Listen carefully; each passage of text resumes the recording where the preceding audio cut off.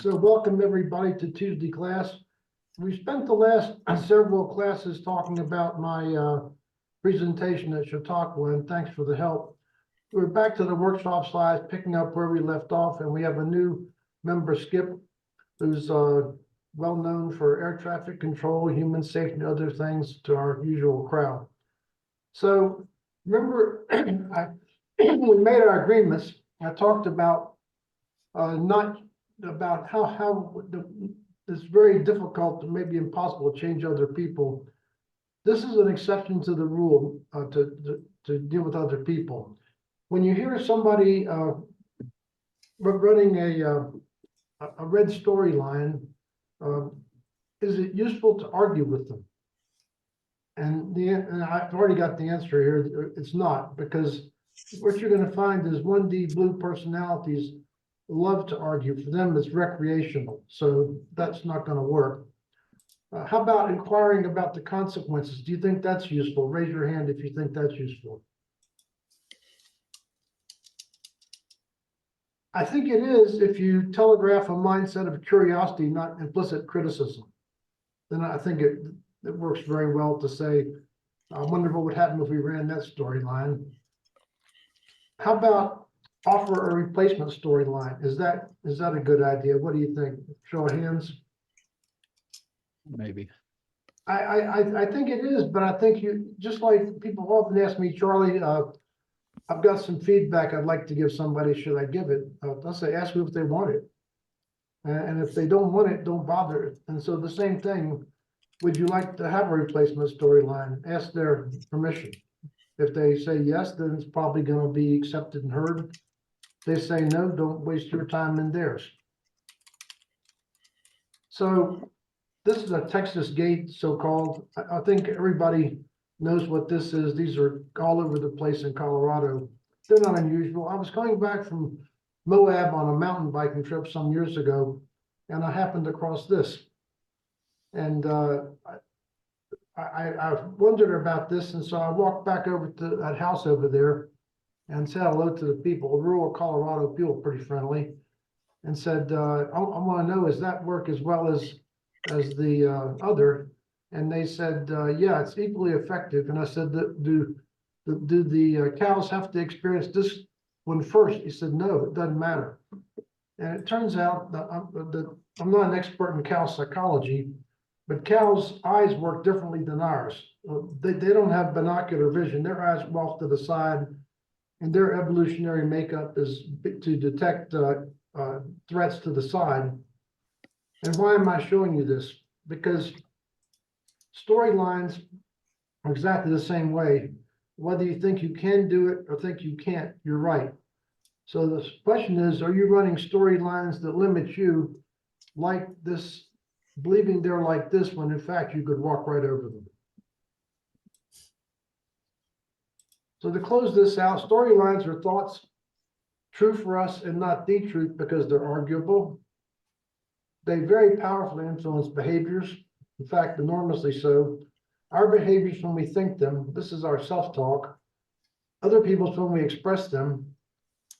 And we're going to color storylines that take us away from our outcomes red, storylines that support our outcomes green, and decide we're only going to run and express green storylines. So if I had you in class, you'd have 3 colored cards, and I'd ask for a card check. How are we doing? Thumbs up? Okay, great. Comments or questions before we move on? By the way, this is the field of cognitive psychology made simple. Okay.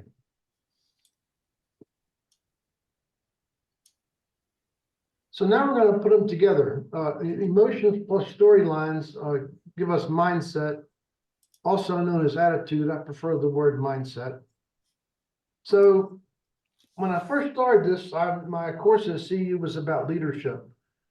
And to be honest, I changed to team building because I made a business out of this and found out that my best clients were middle managers, project managers. And they didn't care about leadership. They cared about team performance. And also, I found out that in most large organizations, HR has their own leadership program. And if you start to bring one in, they don't like it. So this is from a famous writer on this topic, Warren Bennis. There is not one trait or characteristic that has any value in predicting leadership potentials, none, not even intelligence. Wait a minute. If leadership doesn't correlate with anything, how can we learn? Is it hopeless? And why do people commonly say leaders are born, not made? They don't say it about any other occupation I can think of. And finally, why do leadership development programs have such abysmal results? And what I'm talking about here is that the US business spends more than the NASA budget every year on so-called leadership training. And if you do look at any assessment from employees of leaders in their companies, they will universally tell you they're poor. So this is an exercise I do in the workshops. The images here are customized to the workshop often. This was a workshop at TRW, and that's the head of the company at the time. And I try and balance genders and races and all that. So what I ask people to do is write names of leaders they admired in their workbooks, and there's a place to do this. Then they write the attributes that made these leaders great. And they typically write things that align with one of the four dimensions. They're caring or empathetic, collaborative, innovative, or decisive. And after they write these, I take verbal inputs and I put them on a flip chart. Then I ask, just kind of like by acclamation, is each of the characteristics more about attitudes or more about skills? Which do you think is bigger?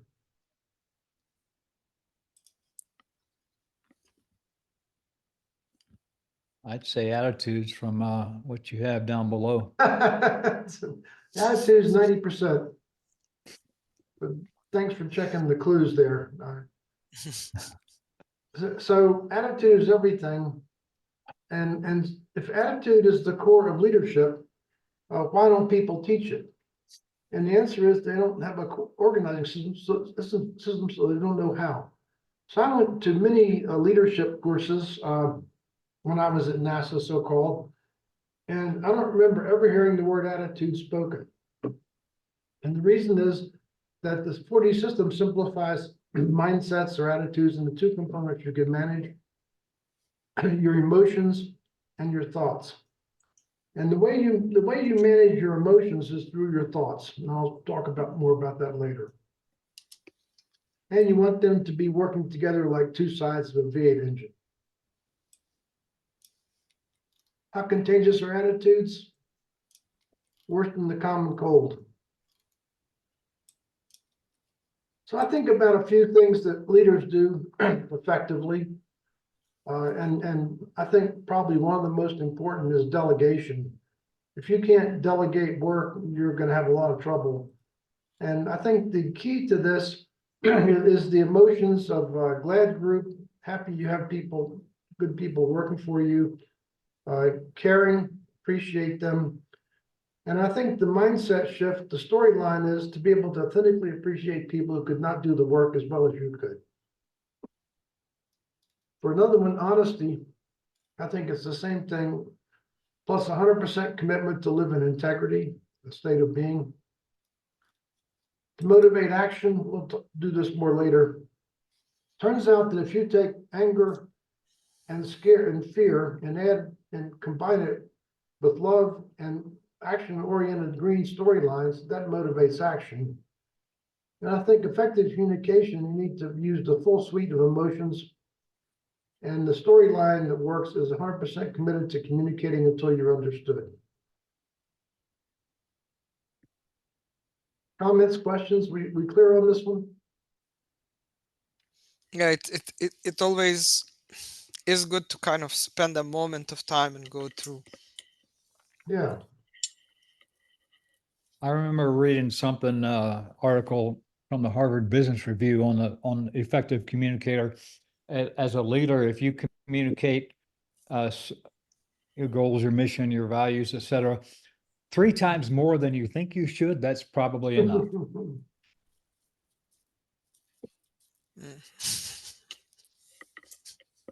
So this is a little entertainment piece here. The Battle of the Bulge, as you know, was sort of Hitler's last big push at the end of World War II.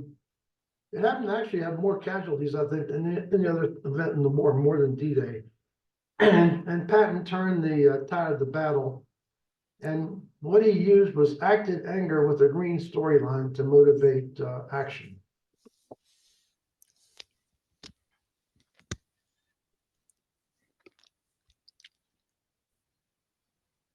Sir, when Rundstedt's thrown another panzer division against Bastogne. 101st Airborne's holding on by his fingernails. Damned air cover is what we need. If we had 24 hours of decent weather, we might make it. General Mason, sir.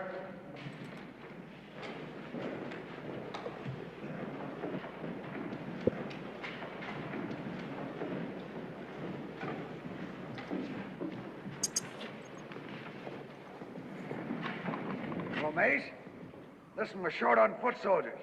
I want you to cannibalize your anti-aircraft units and turn them all into riflemen. Yes, every damn last one of them you can find. Evening, General. I just got the weather report for tomorrow.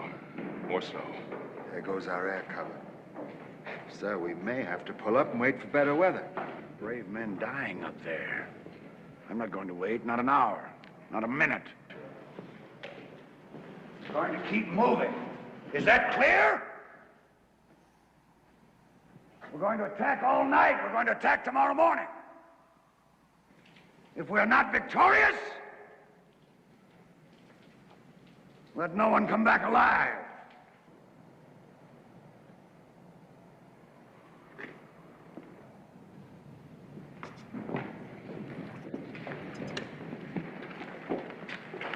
You know something, General? Sometimes they can't tell when you're acting and when you're not. It isn't important for them to know. It's only important for me to know. It's only important for them.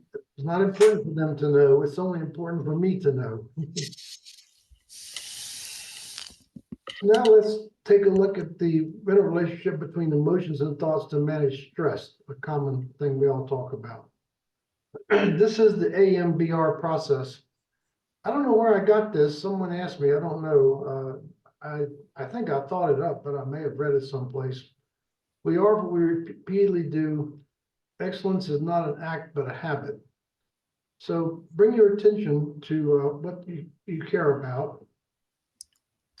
Then set up your mindset by your storylines and your thoughts. Then that sets up your behavior. And then we'll get a positive result, forming what I think we want, is a forward feedback loop. So an example of this, I was in China doing a workshop, and near the end of the day, I used to take questions from the floor. A workshop just asked me a question I had addressed already twice before. And I went back to the hotel, and it ended the day, and I was thinking about this, and I felt frustrated. Frustrated is a nice word for angry. And the storyline I ran was he's probably playing with his phone when I explained this. Now, this is a big problem in workshops in general, but much worse in Asia. They love their cell phones. And what I realized when I had that thought is that's an invention of my mind. I had no evidence that was happening. And the behavior, when I ran that storyline, was no useful explanation because I'm in blamer state. I'm blaming him for not understanding the point. And the result is bad feelings and confusion. So the mindset shift, to get into a green storyline, the simple basic way is to use empathy and accountability. That's the two diagonal things that are probably the most powerful things you can do. Empathy, he's trying his best to learn. That's why he asked the question. And accountability is my duty to help him. When I ran that storyline, I felt good. I felt energized. The behavior was I provided a cheerful explanation. The result is good feelings and deeper understanding. Everybody clear on this sort of simple example? Okay. it's kind of ironic how many times we've gone through this. Because you repeat it during the workshop, right? And then this is our second time through. Yep. But I've only recently connected it with the diagonals, the green and the Okay. orange. Well, I might not have said that. And you were helping me with that. So this just reiterates it, but it's, I don't know. As we've discussed many times in Skip, as you'll figure out, very simple concepts, but they run very deep. So there's always something new to be learned. I get that. Thanks. So I've worked a lot with service organizations, safety and mission assurance. And NASA figured out that the real risk was in this area much more than the technical area. In fact, the head of safety and mission assurance had me come speak to his directors. And so I did a lot of work with them, and they're a support organization. They get their money from the projects, just a little background. And common complaint they have is that the project says you're too expensive. So I said, when you hear them say that, what do you feel? They said, well, it makes us frustrated. This is very common. Frustrated is a nice word for angry. Storyline, I'm tired of dealing with these ungrateful idiots. It's hopeless. The behavior you're going to have now is no communication, and now you're in victim. When you see the word hopeless, that says victims in play. And victim is a state of being where you voluntarily give up all your power. Result, bad feelings, no resolution. Shift to empathy and responsibility. The project's under cost pressure, enormous cost pressure, and I must explain our cost value proposition more clearly. You're going to feel good, effective communication, good feelings, mutual understanding. Okay. Another one, these are common from workshops. Our management assigns us 4 more work than we can possibly do. I've been there, probably you've all been there. And the emotion, again, makes you frustrated. Storyline, they won't listen, they don't care about our well-being. We're now both in victim and blamer. No action, bad feelings, no relief. Shift the storyline, shift the thought. They're overloaded too, and I must help them understand our situation. Glad, open and honest communication, good feelings. AMBR. So, Skip, the way the workshop, this little point of review is probably good for everybody. Many years ago, people told me that they didn't want a generic workshop. They wanted one that processed their issues. So I built a thing called the context shifting worksheet and I embedded that in the workshop, and I illustrate the methodology with a real story about a proposal team, the team that won James Webb Space Telescope that I did this work with in an hour, actually. And so this is the context shifting worksheet, which basically does the whole workshop in about an hour to 90 minutes. So I'd already been through this part. The situation the proposal team's in, we're a tough competition for $1 billion contract. It closed out about 7 billion, I think. Must win and are losing. The outcome that they wanted was just win, and this is a cast the net broadly. I pushed them some more and they want a good contract, they want a rewarding work experience, they want a fair profit, and they want work-life balance. So having done that part, we're following along the workshop outline. What are the emotions they're experiencing? They said, we're feeling anxious because we're behind. Anxiety is scared group, one of the 5 emotion groups. And so it's often a good idea when they say the emotion to name the group. So that's what I did for you. Anxiety is a scared group emotion. And reflecting on situations, trouble often brings up emotions of mad, sad, scared. And so I do the same work with the group. So in a workshop, the team has picked out some presenting issue of theirs, and they're working through their worksheet and their workbook. By the way, in in the public workshops, which I did so many in China, what I found worked really well was a situation I cannot communicate with or motivate children. And in those workshops, almost everybody there had children or had some relationship to children. So I'd process their work on a flip chart, and then they would go write in their workbook their own responses, their emotions they experienced. And people, most of the group worked on the group thing, but you could also work on a private thing as well, just the group wouldn't work on it. That's kind of a quick thing, Skip. Are you following me here? Yes, certainly. Okay. So what's the red storyline you're running? Well, the red storyline of the proposal team is, it's hopeless, our competitor is cheating. And I said, how is he cheating? They said that the proposal lead for the competition plays tennis with the government lead once a week. And I said, what nonsense, you're in victim. I knew the people and asked them, we said, we don't talk about work, we just play tennis. We happen to both be at Goddard. So by the way, red storylines are often drama states. Victim or blame are the most common. We'll look at all four later. And of course, combining these two gives us a mindset that I've also named as red. So that now I'd ask the group for the situation that we're working with, what are the red storylines you're running? And again, I record them on the flip chart, and the process is that everything's allowable. It's nominal group technique stuff. And people pick the ones from the worksheet or from their own thoughts and write them in the workbooks. So at the end of the workshop, they've got an action sheet for a problem that a real problem they've got. Shift to a green storyline, and the guy who had hired me to do the work was the head of proposal operations. And his green storyline, we can match them technically, then create 4D competitive advantage. So the work I did with proposal teams was to use what's called confirmation bias to make the customer want to pick the proposal. And confirmation bias works like this. You manage the customer's mindset, their emotions and storylines. Here's the objective reality, and they select out the part that makes them want to pick you. That's how humans work, right?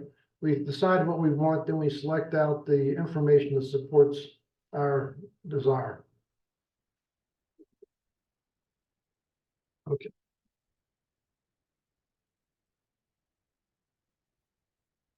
So now I have the group take the storylines and convert them, practice converting them.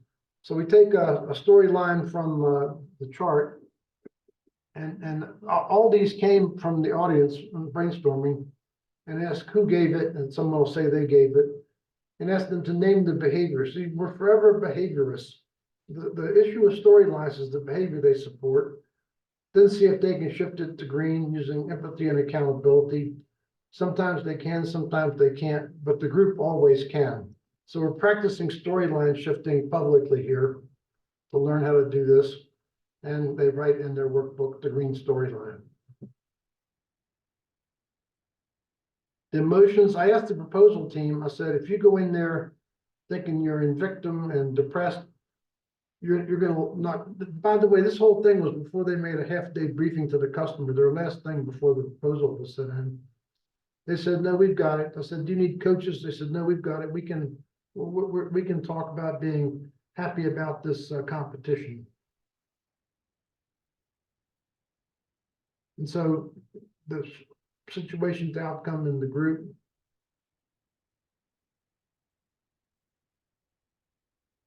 So this is a chart of the whole workshop. We're going up this line. The first thing we did was negotiate agreements.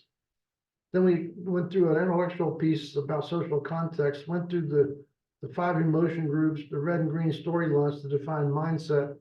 Now we're going to go into personality, which is one of the most popular parts of this work. I'm going to talk about your innate personality, meaning the personality that you had at birth. And knowing who you, I'm always interested in the sort of applicability of this. Knowing your innate personality lets you do some important things. Optimize the job you work in. You'll do best when the job matches your personality strength. build effective teams, and then to communicate, meet others where they are.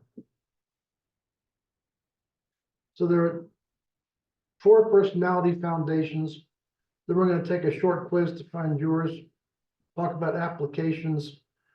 We'll look at each of the personalities in film clips, and I think you're going to find that you can watch a short film clip and tell someone's color. By the way, Skip, you're blue, I'm predicting. We'll see how it works out just from an hour with you.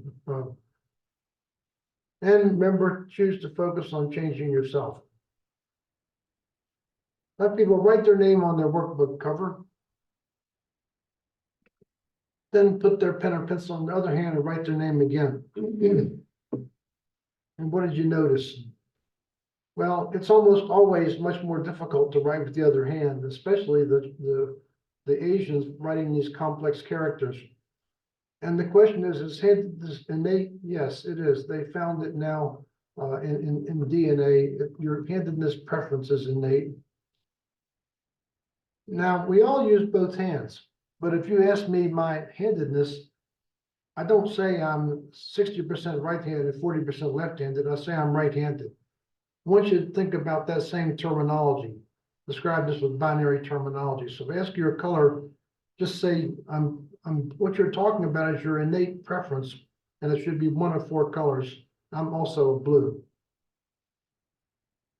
So let's find your innate personality foundation, and you can see these 4 babies, each showing their inclination in the images.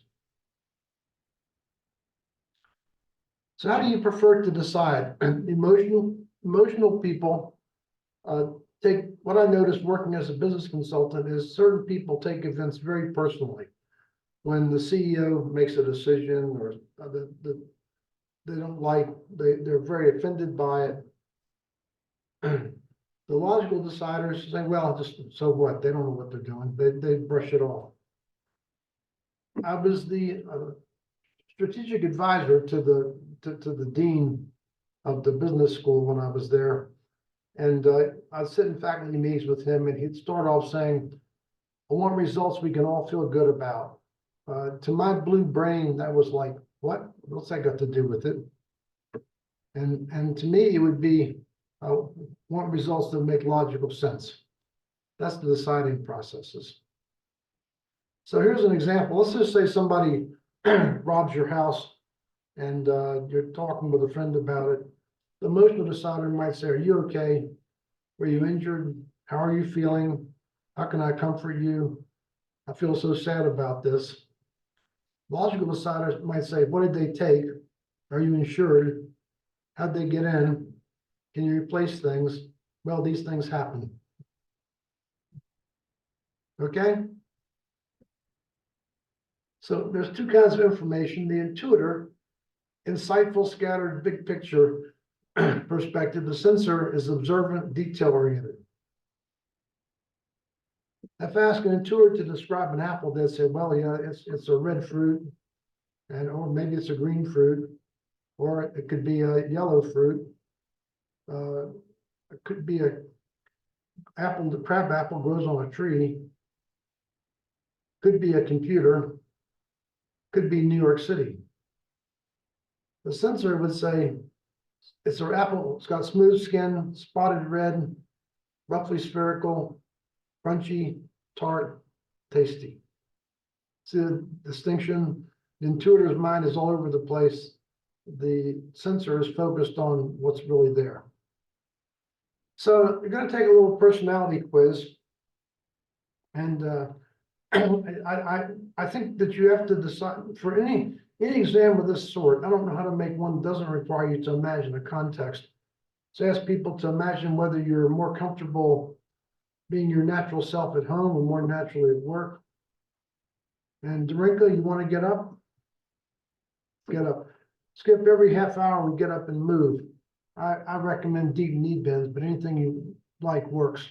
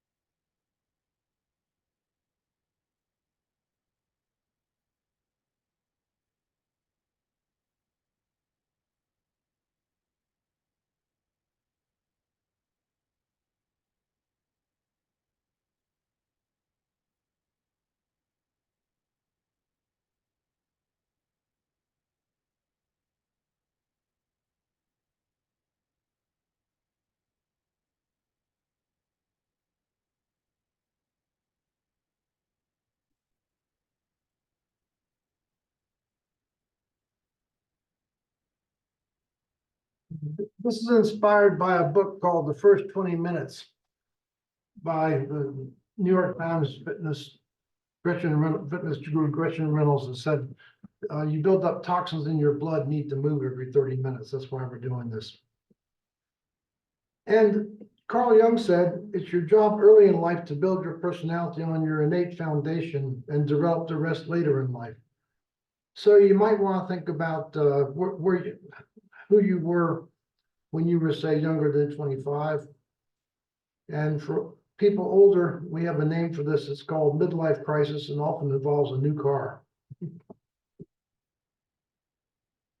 Pick which is more true, but don't spend a lot of time on this. The more that you think, the more likely you are to be picking who you want to be rather than who you are. So here's the test. Here's how I would fill it out. Skip, why don't you do this offline and see what you find with this. We've all done this before. This is a repeat. And what you want to do is use this to pick your color. And in the workshops, I have people pick up a leader badge, a color that matches them. I made these match the shape of work badges. So a lot of people would put it under their work badge, show it to me when I saw them, wear it throughout the workshop, and then put their name on the flip chart, write their name on the flip chart in the right color.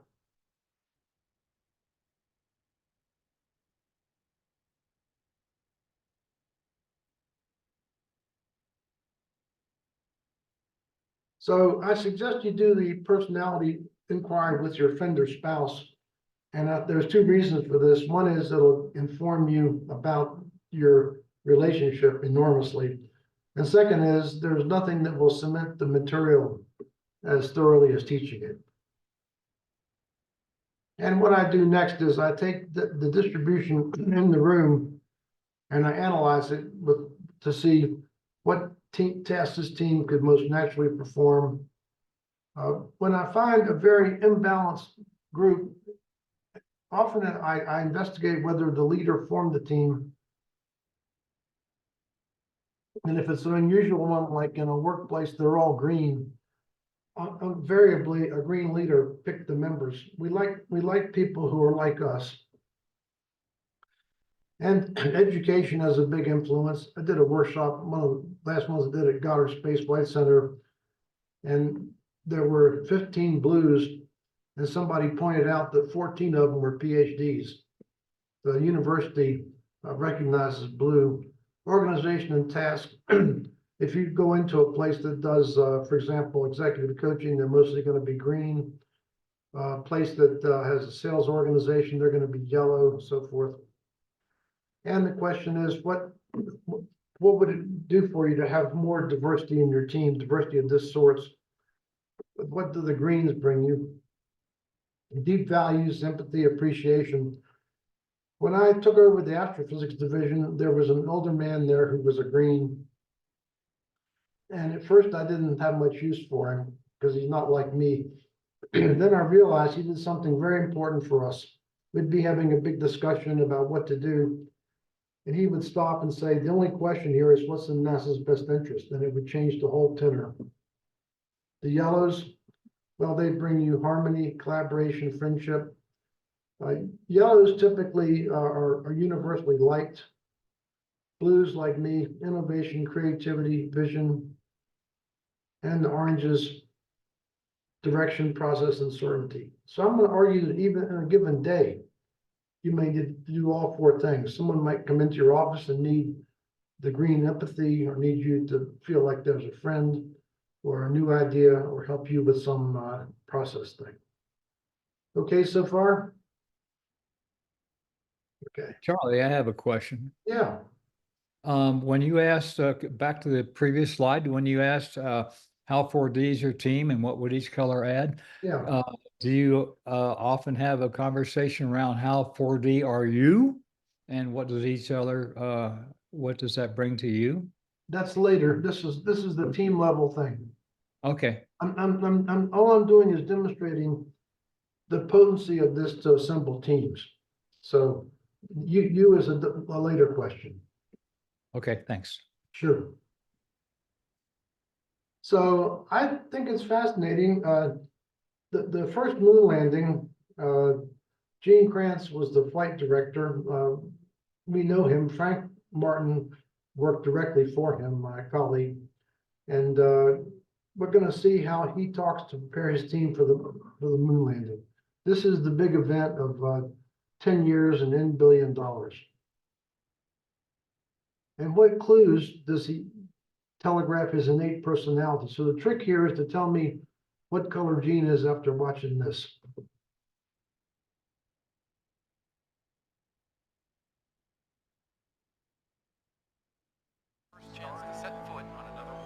2 weeks later, the first moon landing is about to begin. Gene Kranz's entire life has led him to this moment. Of all of the flight directors, I'm probably the most emotional. And I felt compelled to talk. I said, we're getting ready to make history. We're getting ready to make history. You know what we're about to do. From the day that we were born, we were destined to be in this room this day. I have absolute confidence in everyone in this room, but I want you to know something.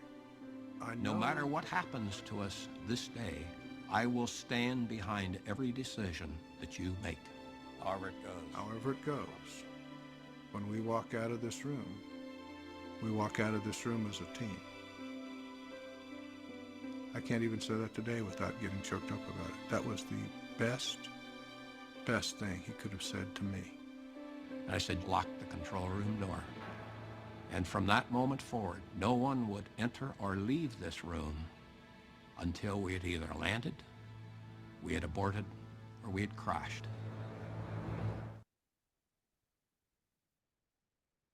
So what's the clues? The first thing he told you, he's the most emotional. He told you he's green or yellow. He's told you I'm an emotional decider. And what did you see? You saw love and appreciation. And I want you to notice how every sentence was we.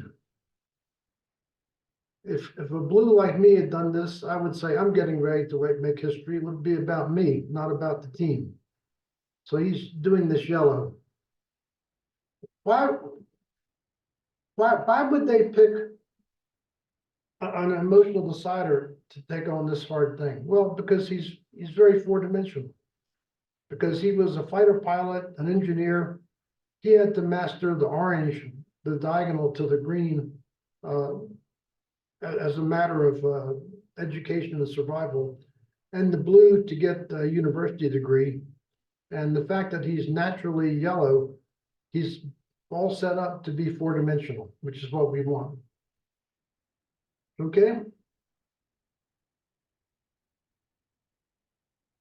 Marilyn Swenson was the CEO of Lockheed Martin, and she contacted me to talk about this and said that she was asked to speak at the Air Force Academy, and she looked at the Pew Leadership research data, what traits matter most.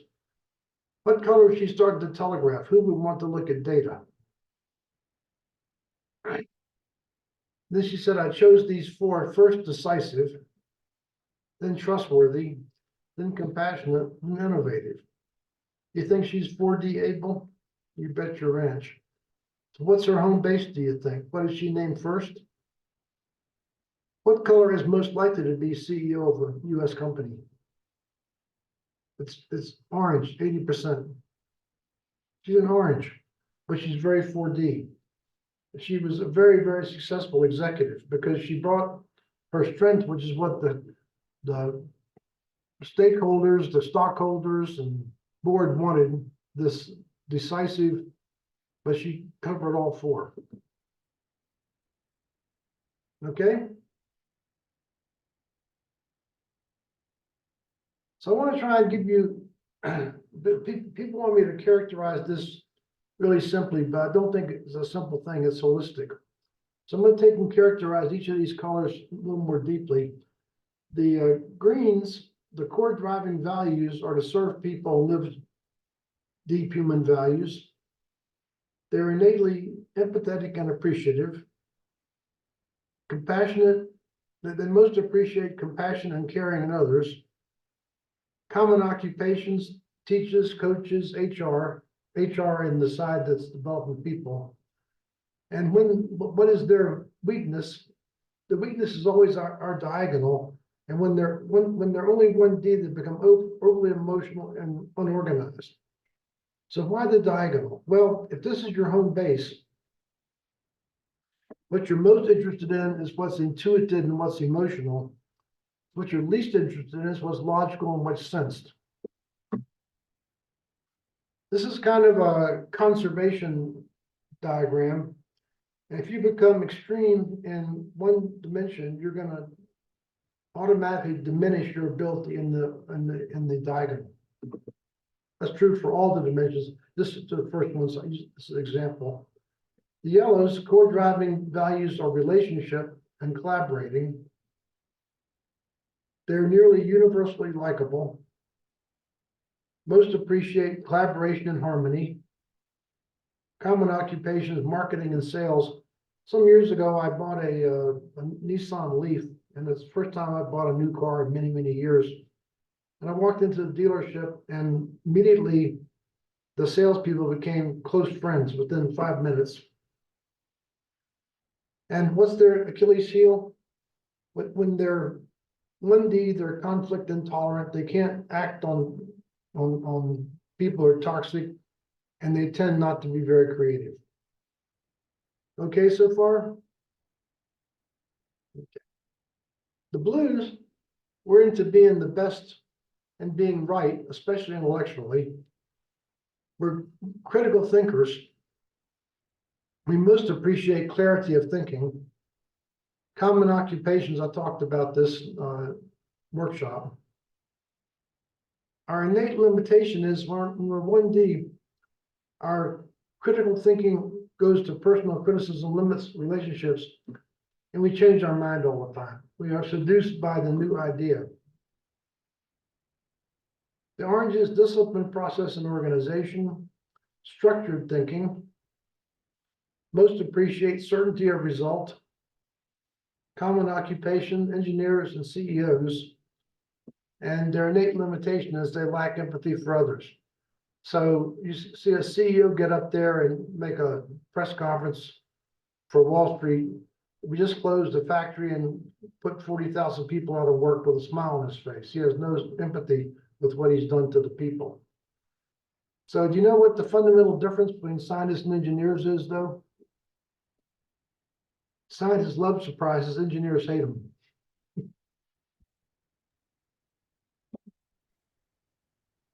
So meet me where I am.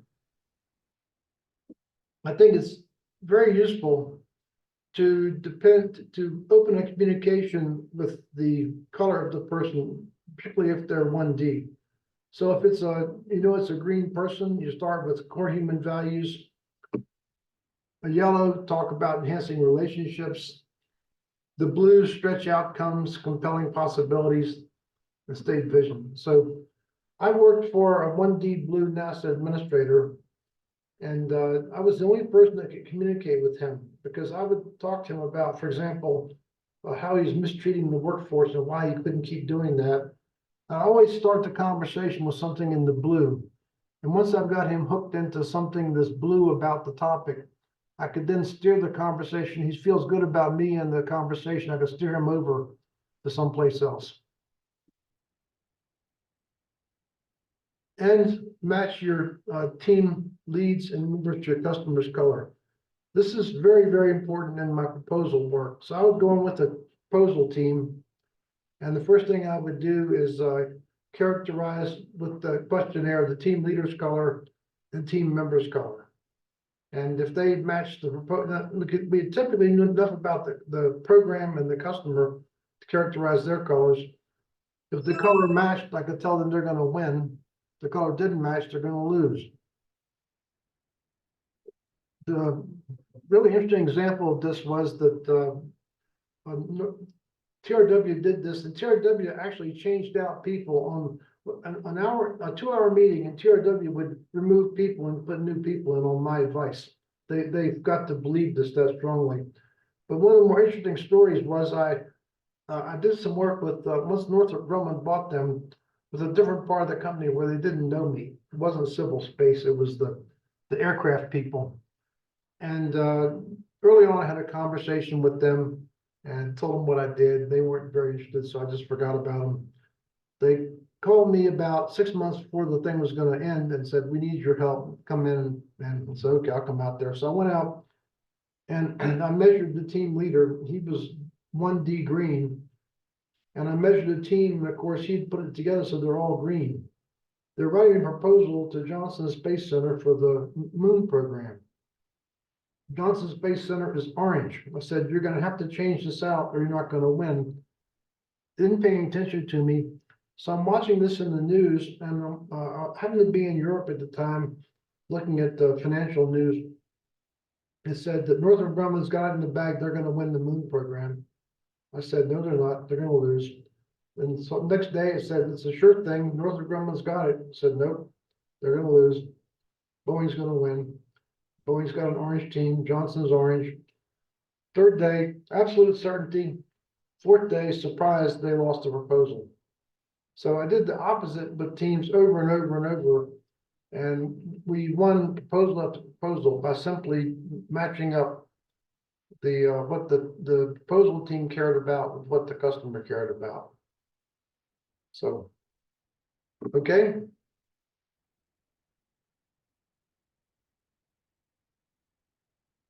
So companies have to make this shift.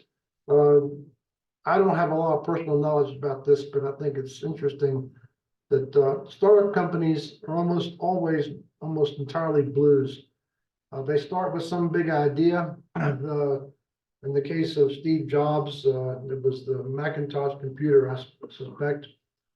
And then the later phase, they've got to migrate over to mature four-dimensional companies. And Jobs is an interesting case because one of the few examples where the board fired the founder of the company because he was too blue. And he later came back as the technical officer, not as the head anymore, and brought his technical genius and made Apple, I think maybe even still today, one of maybe the largest cap company in the stock market, close to it. So this is how not only so this is how companies and teams have to evolve. And very often, when I'm working with NASA teams, early phase NASA projects are all blue and they're full of blues. I go sit and talk to them. It's all blue talk. It's all big imagination, out of the box ideas. Usually I pull the team leader aside and say, just so you understand, when they start spending real money, they're going to fire you. Just get ready for it. They say, what do you mean? I said, they're not going to give a blue that kind of money. They're only going to give that to an orange. And sure enough, over and over, and I said, I go after they're fired, I go talk to them and say, don't take it personally. It's structural. You're still a good guy. You're in the wrong fit for what has to be done. So innate personality overwhelms reason.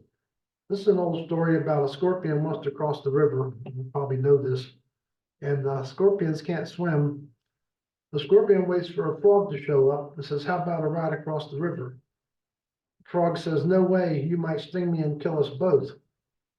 Scorpion says, I wouldn't do that, that'd be stupid. The frog says, okay, hop on. Middle of the river, feels the sting, you killed us both, why? Scorpions do what scorpions got to do. Our innate personalities pre-program us to behave in ways that may or may not serve us well. Here's the process. We're going to take a look at a video clip. We're going to ask what color is their strength, what color is their weakness. So if you're not clear about your strength, you can often tell the weakness is almost surely the diagonal. Here's what we're looking for. Do we see empathy, appreciation, and deep values? Do we see inclusion, relationships, and likability? Or do we see big ideas, stretch visions, or clear, consistent direction?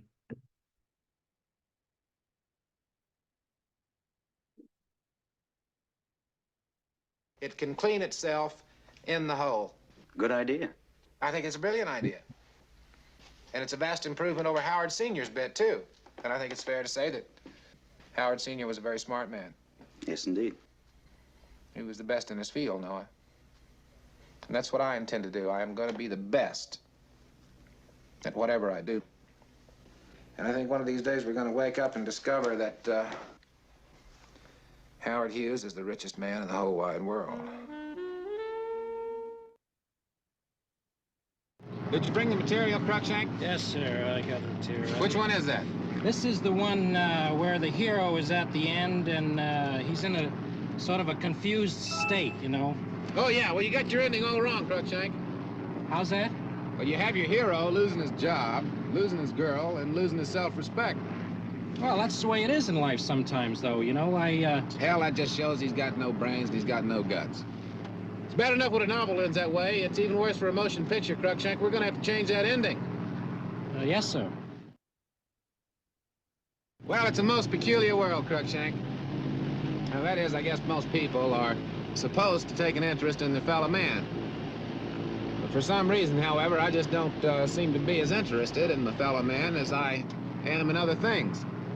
What other things? Well, I guess you'd have to say those things that are all around us.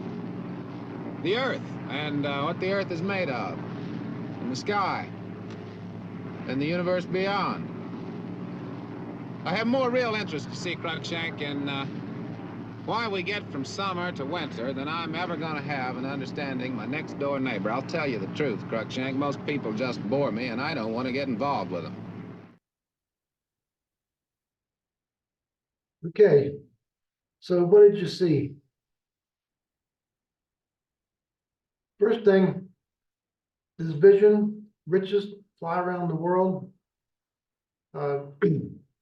The capricious direction, you've got the ending all wrong. What happens is he buys a movie studio and keeps changing the ending. The movie never comes out. Exclusion, I'm just not interested in my fellow man. I think this is a really easy one. What's his innate color? He's a blue, the diagonal's broken. So as a blue, the question I ask myself in relationships is this: would you rather be close or be right? Which brings you more happiness? So I'm gonna pause here and go stop the sharing and have comments for the last 5 minutes from everybody about today's work. What any good takeaways? What did you think? Well, for me, it is always, I mean, being taught this over and over again. Any time when I meet a new person and I need to work with them, relate to them, it's like thinking, okay, what color would this person be? And then, so now how do I work together with that person? Like, where can I meet them? Good. Yeah, I think for me, it's I feel like I'm finally getting good at identifying people's colors. I'm not always great at it. And the next frontier for me is beginning to leverage that knowledge to either improve the relationship or, you know, move things forward in an effective way. Well, as for me, I think you're right on target, Charlie, with the colors and the way you divide them. And I'm interested at this ripe old age in my own personal growth and trying to expand into all those 4D areas instead of just being a 1D person. So we'll see how that works out. Good for you. Do you think you're a blue? Well, I agree that's my innate tendency. Okay, okay. Yeah. Okay. I can So usually, you're gonna find a little practice, you can get a good first grip on this. We're gonna watch more video clips and practice more, the rest of them. What's interesting is that the person that's really hard to tell is the 4D person. They've learned to master this. Those of us that are born on the logical side have bad luck because there's no educational emphasis on the emotional side. In fact, when I was a physicist, like I think most young physicists, I aspired to be Mr. Spock. You know, we aspired to have no emotion. And I've actually seen very senior managers get up who I know are 1D blues and say, I have no emotions. And when they're brimming with emotion. So the people born on the emotional side have to master the logical side, starting with, pick up your socks and organize your room and on and on and on. So it takes some effort. For me, the biggest challenge was when I was about in my second year of the astrophysics division for the first time. So the higher you go in management, the more people you got to work with. So the more the emotional challenges get bigger. As a working physicist, it is completely logical to do the mathematics, for example. And so I had a boss one day who said to me, Charlie, you would do better if you could learn to suffer fools gladly. And I took that to heart. And what I got from it, I would name it today, I said, you'd do better if you could become more yellow. So I put a lot of specific emphasis on the relational piece with my people. And I'll talk a little more about that. That paid off enormously. So.